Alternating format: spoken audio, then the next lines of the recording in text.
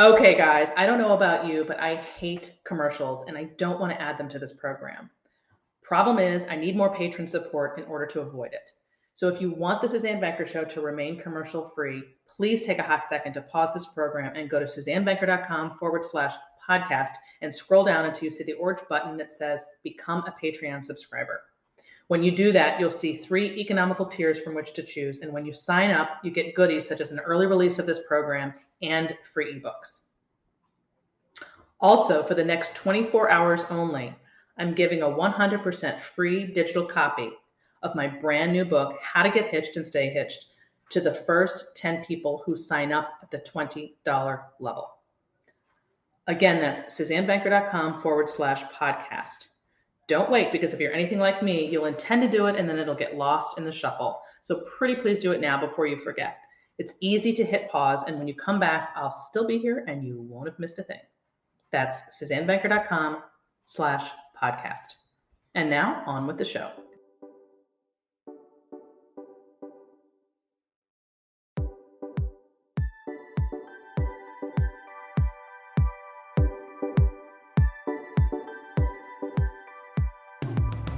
From the magnificent Midwest, it's the Suzanne Venker Show, where men and women are equal in value but wildly different by nature.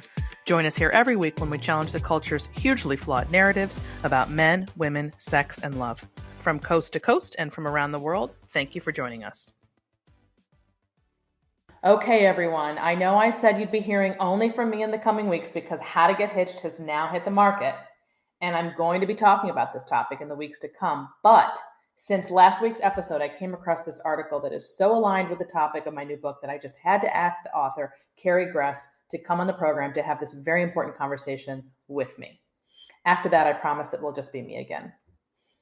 So just to recap for those of you who may not know, despite the title of my new book, How to Get Hitched and Stay Hitched, it's not actually about marriage per se. It's about how to incorporate marriage, if that is what you want, into your life plan. In fact, if you're currently in college or you're a recent grad, you still need this book, even though you may not have marriage on your mind, because building a relationship that lasts and a life that works begins long before you say I do. And the number one thing standing in the way of young people, women in particular, getting the support they need to build such a life is precisely what Carrie Gress laid out in her article entitled, Why Don't We Tell Women What's Making Them Miserable? Side note, if you want to read that article, just Google that title. Why don't we tell women what's making them miserable? She writes, over the last 5 decades, a carefully constructed closed system has been created so that anything outside its boundaries is almost unthinkable. Hollywood, universities, politics, the fashion industry, magazines, daytime television, and book publishing generate enough ideological tail weaving to make sure there's only one narrative in town. But more satisfying ways to live do exist. Ways where dignity is honored, health is valued, body parts aren't ignored or rendered useless, and relationships, which are at the true heart of most women, aren't fleeting or shallow, useful or convenient, but deep, abiding, and life-giving. If only we could find a way to tell this to every woman. So now you know why I wanted to have her on. So without further ado, let's bring on Carrie Gress. Welcome to the show, Carrie. Well, thank you. It's really a pleasure to be here. It's so nice to meet you. I've definitely read your work before, and I've never met you, though, and this is really awesome to do so. Well, thank you. I've been watching your work for a long time. I have an aggregate site, and we always post your pieces when we find them because there's just so little out there that has that kind of truth and wisdom. So thank you for your work. Yeah, we are definitely like in a very small club, right? Sure. Fighting a big machine. Yeah. Okay, so I have brought you on today because you wrote a piece in National Review earlier this week called Why Don't We Tell Women What's Making Them Miserable? Which of course caught my eye. And yeah, and then when I read it, I'm like, oh my gosh, this could be a complete promo for my book, which is out just this week. So because I'm in the throes of that, I just had to have you on because I've been doing these solo podcasts, and I just want to have someone else on there to talk about this book. I think that'll be very helpful. So I'm going to read from your article, and we're just going to go through it and talk about this really, really important topic. Okay, so the gist of it is that over the last 5 decades, you began, feminism has made a long march through American culture, but happiness metrics confirm that women are struggling. Suicides, depression, substance abuse, and sexually transmitted infections have all increased dramatically over the past 5 decades. More specifically, just in a general sense, women aren't becoming happier, just more medicated.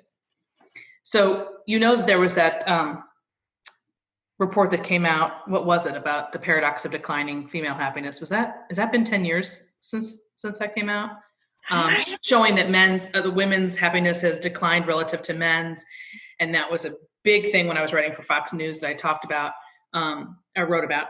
And it was a big deal all over the news because the idea is, oh my gosh, 30 years after feminism, how could we possibly have this report that women are more miserable than they were 30, 40 years ago? How is that possible? And then you watched all the media just kind of figure out, what could this be? And, having all these really interesting cryptic conversations, never getting at the truth of it, of course, because the media will never cover the truth. Right. Yeah. So that's a fact. I mean, that's not like conjecture. That's not opinion. We know that women are unhappier. Mm-hmm. The data is there. Mm-hmm. And you write in this piece that it is striking to consider that as a culture, we do so little to help women, basically ahead of time is what you're saying. And you write that most American women with money, degrees, or connections will never hear that our culturally prescribed feminist lifestyle is the source of their unhappiness, struggles, and feelings of emptiness. It just seems that we allow women to free fall into truly awful states. Yeah, it's true. Yeah. No, I think this is really the saddest thing. And I continue to be amazed at the how much feminism has packaged itself as sort of this whole, it's like a Happy Meal or something. Like in order to get the prize of being able to vote or own a home, we also have to have abortion packed into that. All of these things, all these lies of, our children are going to be the obstacle to our happiness. Our husbands are an obstacle to our happiness. It's fascinating to me how they've made it the case that all of these things have to be together. When in fact, these are totally separate issues that have come about over separate decades. And so anyway, I think this is really the saddest part, is that when even to get women to sort of look behind the curtain, and I know this was true for myself. I mean, I remember this guilt of feeling like I couldn't possibly, say that something's wrong with feminism. After all, I own a home, or I can vote, or, whatever exactly goody it is that I think that I've gotten from feminism. So I think that that's been one of the things that's just so frustrating, is to sort of get women to see, like, these things happen at different times and different trajectories, and they're not, feminism, the way that we know it today, is really motivated by Marxism, and it's got this occult piece that also is an engine of it. Absolutely. And we're not paying attention to those things. And so that's, one of the things that is just really important, I think, even just pointing to why women are unhappy, is to sort of say there's more behind the curtain than what we're really seeing. Bingo. Exactly. And then the problem is, of course, there's too few of us doing that. So it's going to take twice, 3 times, 10 times as long as it took feminists over the last 40 years to do the damage that all the damage. And they're the ones that control, the airspace as well. So, and how we're viewed and all of that. So yeah, it's really, they control the message at this point. So that's why, lately my argument has been, to me, because there are so few of us willing to do that at the end of the day, it really comes down to, in my opinion, parenting. Yeah. That teaching your children, like, for example, I have 2 kids, one boy, 1 girl. Neither one of them have fallen for any of the stuff that so many of their contemporaries have. Mm-hmm. And there's just no way that it's not because they grew up in the household that they did. They were constantly getting pummeled with the truth, constantly. Right. We were on it like, bees on honey when we heard anything that was sort of not accurate. thrown at them. Now, they were in private Catholic schools, so it wasn't the same experience as your average public school kid, for sure. But it's getting in everywhere, really, and it's just a matter of time. So the reality is most parents aren't going to either be aware enough in terms of knowing how to counteract those messages. That's part of the problem. It's one of the things that I want to help them do. But to know how to talk to them in a way where they can be heard. You brought up a really interesting point that you're absolutely right. People are afraid to say anything against what has come to be known as women's empowerment, which is a great word that's been completely abused, because they think that means that you think that women should have no rights or no say or whatever. That's the fear that they've instilled in people to keep them frozen with fear. Not unlike what's going on with COVID, but we won't get into that. Just so much misinformation. So it's the subtlety of it that's the most concerning, because the obvious, ranting and raving, the vagina hats or whatever that was, all that stuff is really obvious. Most people will respond to that pretty positively. I mean, happily talk out against it. But it's the subtleness in the messaging through the media, through Hollywood, through television, through social media, through all of that, where there's this assumption that there is no other way to think. It's just one way. And if you veer from that, there's something wrong with you. You're backward. And as we can see from the last year, people want to follow. They want to go where they're comfortable. Yeah. That's what makes it so insidious. You're absolutely right. And I think that is the amazing thing. I talk about this a lot, is that, like you said, this dichotomy of either you are engaged and healthy and happy woman that follows along, or you're really a doormat, or like you said, you don't want to empower women, or and invariably these conversations always lean.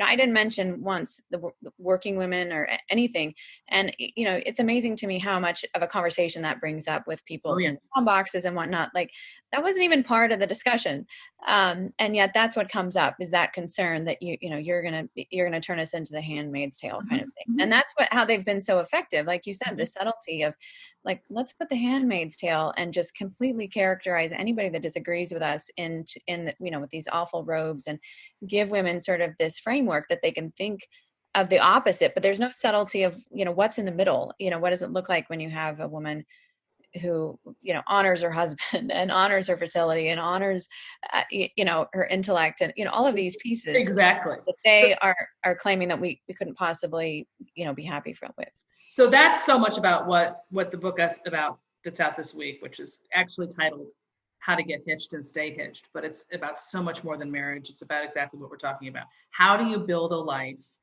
that works? How are you going to take all these pieces and put them into one package? Is there a way to do that that's different from what you hear in the media? And my answer is yes, it is. And I lay it out in the book. It's a roadmap. So let's go back a little bit to your article here. You write that the regnant belief is that human nature is plastic enough that we can do whatever we want, consequence free. But so many devastated lives paint a different picture. The progressive solution, which has been cycling around for decades, has been to fix or shore up problems with more government assistance and programs. Remember Julia, the imaginary woman. Oh my gosh, do I remember this? The imaginary woman who never needed a man. I don't know if anyone listening remembers this, and I can't remember how many years ago, but it was during the Obama administration. And they had this caricature of this woman, Julia, and they showed her from birth to death and how she was going to live her life. It's a different kind of roadmap than my book, let's say, and how you never need a man because the government's going to step in and take care of you every step of the way. And you write, this unintentionally dystopian portrait thought up during the Obama administration was meant to let us know that the government is here to supply our every need from birth to death without placing any kind of demands on our behavior. Rarely is the suggestion made, you write, that women have been sold a poisonous lifestyle and that the behaviors implied in that lifestyle are what actually needs to be changed. Let's talk about what those are. What are some of those? Well, obviously, the first one is with regard to our fertility. It is this belief, this lie that has been perpetuated since the start, that children are the obstacle to our happiness, that if only we didn't have to have them, we could have the careers that we wanted and the kind of happiness that we want. And I think this is the most insidious one because, of course, there's so many consequences that come, certainly with the abortion culture that we've got today, where it is, shout your abortion, and kind of this idea that it's almost a rite of passage. Even, you've got people. The Hollywood star who thanked. Right, exactly. Yeah. Right. It's I couldn't have made my career, but I never would have had the success if I had had that baby. We hear that over and over again. So I think that is certainly the biggest piece. And, I've written extensively about this in terms of what does it do even when you become a parent, that you have virtues that grow just by default because you suddenly have someone outside of yourself that's pulling you out of yourself and kind of mitigating your narcissism and all of that. So from the very beginning, that is the main piece that I think that they've tried to take away from us, is our motherhood and the kind of gift that is. I mean, even, and that's what makes so much confusion about our own bodies, even, the fact that we don't know what to do with boobs. We don't know what to do with our uterus. We don't know what to do with our period anymore because none of it makes sense outside of this context. Mm-hmm.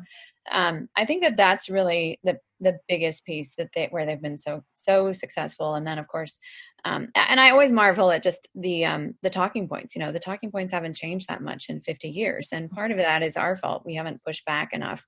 But, these very effective lines like, my body, my choice, and destroy patriarchy, all of this. And of course, ironically, while they're telling us we need to destroy the patriarchy, they've built up this matriarchy that is just controlling everything. And I talk about that extensively in my book called The Anti-Mary-Exposed: Rescuing the Culture from Toxic Femininity. Let me stop you right there about that book, because I've had people ask me to have you come on for that book, and I'm apologizing both to you and to them that I have not read that book. I am aware of that book. This is the author of that book. I'm so sorry. But I'm in the throes of this launch week of my own book. And so when I saw your article, I just wanted to talk to you about it. So I don't mean to take anything away from you, but everybody who asked me to have Carrie Gress on, yes, she is the author of The Anti-Mary-Exposed, which you're more than welcome to tell us about if you'd like. Well, I mean, the idea of that one came about when I was really looking at the culture, and I was studying specifically the Blessed Virgin Mary and what a model she's been. I mean, it's been the most powerful woman in history is really how she's even National Geographic has said it. And then I looked at what the powerful women in our own culture were doing, and it was just so diametrically opposed from that. So it was interesting to look at this when you see these women as opposed to it. And I think that's really where so many of my ideas have come from, is just to see how backwards we've gotten. Juxtaposing those two. Right, exactly. And I think that's part of the damage has been to sort of see the Blessed Virgin Mary is really this very saccharine or one-dimensional or, very unimportant piece, which is fascinating because it's really through devotion to her that's where the idea that we have equal dignity to men really exploded. I mean, certainly it's a Christian idea. It came with, Christ talked about it, but it was really through, the first 1,000 years of church history. That's where we come to understand the real equal dignity that men and women have. They're different, but they're equal. So it's amazing to me that this is a lost piece within the culture because, if you look at what's happening in Afghanistan, look at how women are treated there. This isn't something that people just know. It had to come from somewhere. It didn't come out of the ether, or it's not one of those just built-in ideas. So that I think that's another important piece to even look at is, we think that this is just a common idea that everybody has, and yet it didn't come from anywhere else except Christianity. So anyway, that book has been just an amazing thing. It's actually coming out in Spanish in the next couple of months. And I have people telling me they're leaving lesbian lifestyle and whatnot, because I really looked at the roots of feminism from the Marxist perspective, as well as the occult, and just how those two work together sort of in this deadly cocktail to really poison so much of what we understand about womanhood and the culture today. And the word poison is really, it's just really the only word for it. It is poison. Right. It's super toxic. Yeah. And it because it's now in the air. It no longer needs to be defined. It's just there. So that's very different from trying to fight something that's kind of new, like a new idea. Right. Once it's there. And then when you're not taking part, you're, as I say, labeled as a crazy person. So it's very difficult at that point to get people. Well, go ahead. And I think what's fascinating about it is when you see that the roots of the feminist movement. I mean, the goal really was to have women become like men, but also to recognize the female to female relationship was really the goal. You can see very clearly this is a stepping stone to get us to all the LGBT nonsense that we're dealing with now. That's really a fourth wave of feminism, but it also undergirds a lot of the critical race theory. It's all this idea of victimhood and Marxism and distorting the family and destroying the family. Yes. And so these are kind of the building blocks. So it's really interesting to me, actually. I'm sure you've thought about this, but I'm amazed at how much pushback the critical race theory is getting, but it's harder to see the pushback in the family. When you're dealing with something like feminism, because I think it is so entrenched and nobody wants to fight with their wife, and nobody wants to get in these arguments within the family. So it's an interesting thing to see. That's a really good point, Carrie, because that, I don't know whether that was, I don't know, that's a coincidence, but one of the reasons why they're able to be so successful is exactly what you just said, because men are not made to fight with women. Right. All they want is for them to be happy. And whatever you tell them, for the most part, that's going to make you happy, they're going to abide by. And so for 30, 40 years, they've been hearing, this is what we want to do with our lives instead of this other thing.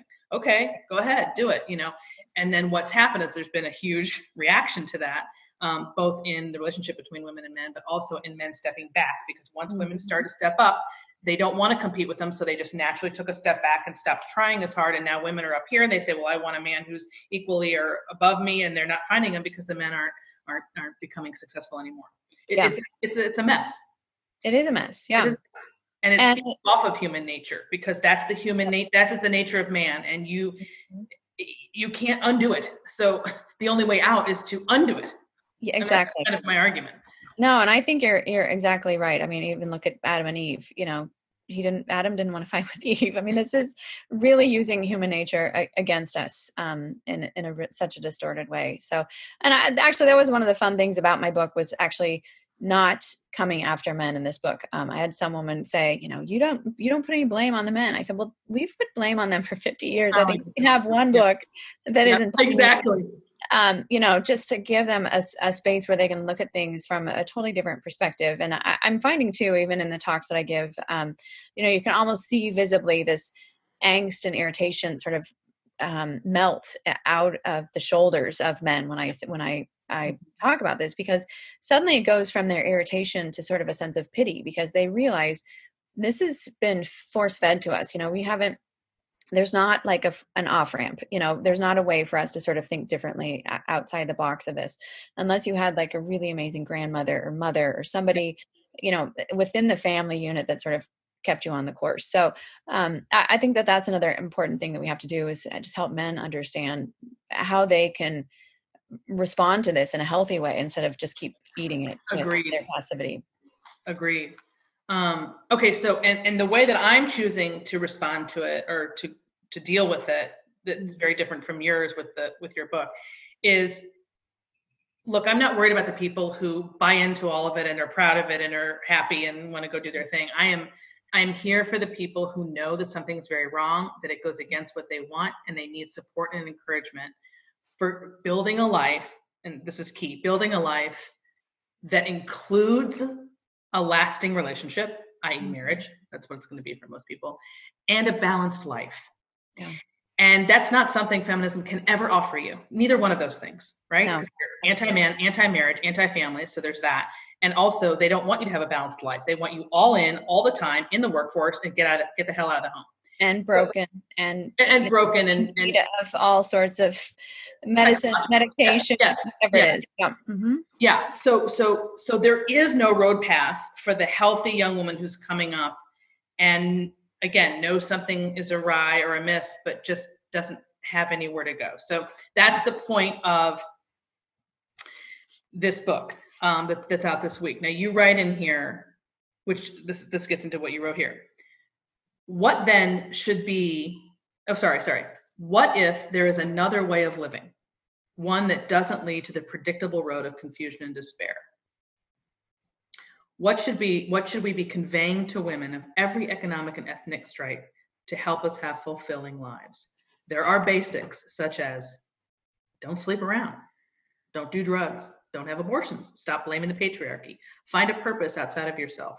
Cover up some of that skin. I love that one. Don't overspend, and figure out what is truly good, not just what celebrities say. None of these suggestions is revolutionary, especially if one looks honestly at history or human nature or psychology. It isn't new. It only feels new if you've been born, I don't know, if you were born in the last 30 years, right? Maybe 40, I don't know. I'm 53. So I was born in 1968, and it's astounding to me when I think, I mean, so much has happened in the last 30 years. I kind of thought that my upbringing was kind of liberal, or on the left, you know, kind of on the more, not liberal, but more on the progressive side of where we were. But actually, compared to today, it's straight up conservative, you know, the world that I was in then. And it really wasn't, Carrie, you know, it wasn't. I mean, for example, in the 1980s, when I was in college, we had pretty much done away with this no sex before marriage thing, unless you were in religious circles, right? I'm talking as a society now, just acceptance. But it was a given that if you were sleeping with someone, you were in a long-term committed. By then, you'd been like all in. You were 2 or 3 years in a relationship. It's one person. You probably would marry them, right? And many times you did. That was a change in terms of being socially acceptable. Then don't ever have sex before you're married. So I thought that was pretty kind of middle of the road and reasonable or whatever. That's so far gone that talking about that makes you, it seems like you're archaic. Yeah. No, I think you're right. It's just amazing how fast. And even, you know, a good friend of mine that runs this women's shelter for pregnant women. She has women that stay with her for several years so that she can help change their lives. You know, it's not just a weekend or a month or whatever.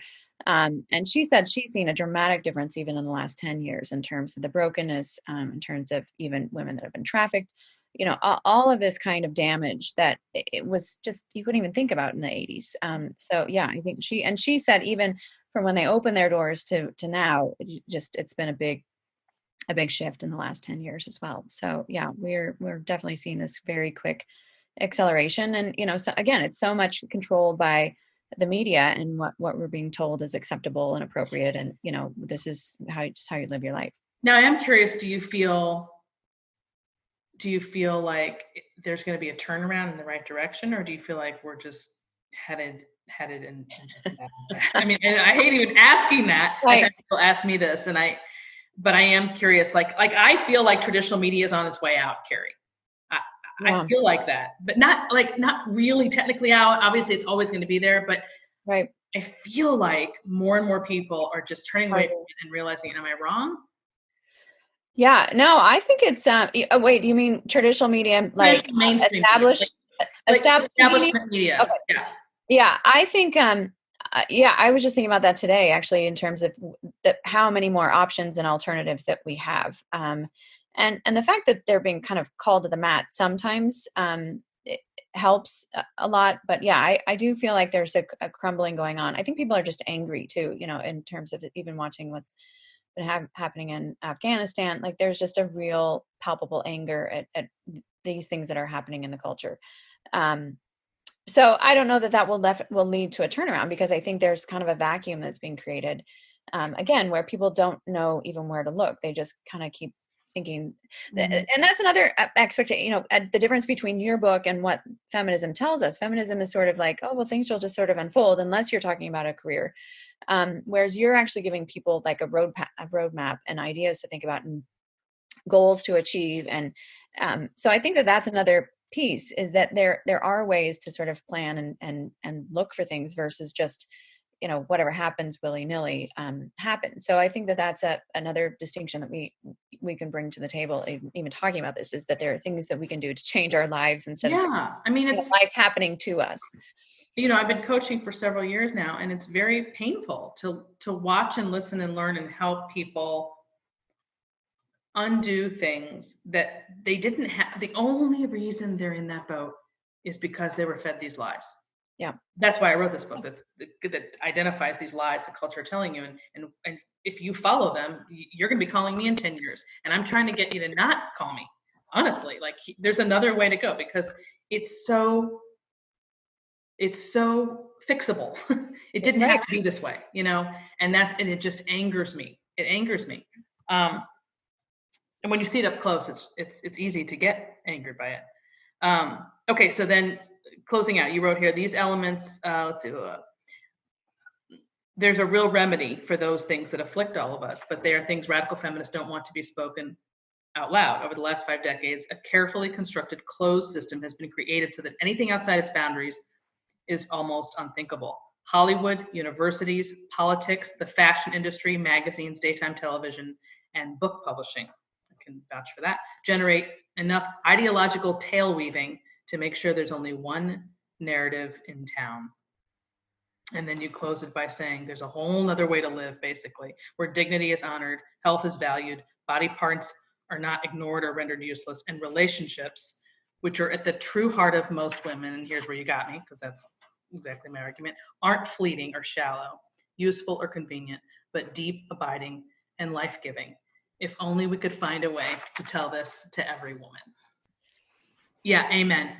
I mean, amen. That's exactly the path I'm on, and I'm sure you are on as well. And so how do you, I know you have children, you're still in the thick of it. I'm an empty nester. Are you nervous about, or do you stay in a bubble sort of thing where everyone's sort of teaching the same thing, or do you feel like you're going to be fighting this for the next 10 or 15 years, or what's going on in your personal life with this as a mother? Well, all of the above. I mean, I homeschool most of our children. But we do have one going to school this year. So that's going to be really interesting change of dynamic in our family. But, you know, like you, my kids know how to spot these lies very, very quickly, just because they've heard me talking about it and writing my books and all that. They can't really get away from it. But yeah, I think, you know, what is interesting is just even professionally thinking about how do we help women with more of this, and you know, just trying to talk more about it. I did write an article about you know, America's flyover women, and how we have this whole group of women that just are completely unrecognized by the culture, and how do we help them know that they're seen and they're not alone. So I think that's going to end up being something that I work on in the future. But just because the article did so well. When was that? It was the Federalist, maybe about 6 weeks ago. I think I saw that because I'm in flyover country. I'm in St. Louis. Yeah, well, and you know, my point is, you don't even have to be in flyover country. You know, you can be anywhere and you still feel this way. If you're not in New York or California, you're forgotten. Basically. You're totally forgotten and totally ignored, and your ideas just don't exist and outside of your own corner of the world. So I think that's something. But you know, of course, there's. It's just a matter of like, how do we help people see these lies? And I guess that's been at the heart of my questioning for a really long time. And I think that's really how we need to help them. So I really am excited about your book, just to be able to give women some kind of a resource that I don't have at my fingertips and won't be developing anytime soon, just because of my own time constraints. But it's really needed. We just need to give women a different voice to hear than what is being, you know, muse-act in their life all day long, you know, every day. Absolutely. Well, let me know if you want to get together eventually on it. I'm excited, and it's a big week, and just thank you for writing this article. It just spoke to me right away, because for obvious reasons. So it was awesome. So nice to meet you. Great to meet you. Yeah, and hopefully we can get you back on in the future. That sounds great. I'd love it. Thanks so much. Awesome. Thanks, Carrie. And that ends this hour of the Suzanne Venker Show. Don't forget to go to SuzanneVenker.com/podcast and click on Become a Patreon subscriber, where you get early access to the shows as well as other perks. This is what allows me to continue to bring you quality content commercial free. That is my number one goal, because you know what? Commercials suck. Thanks for listening, everyone. Have a great week.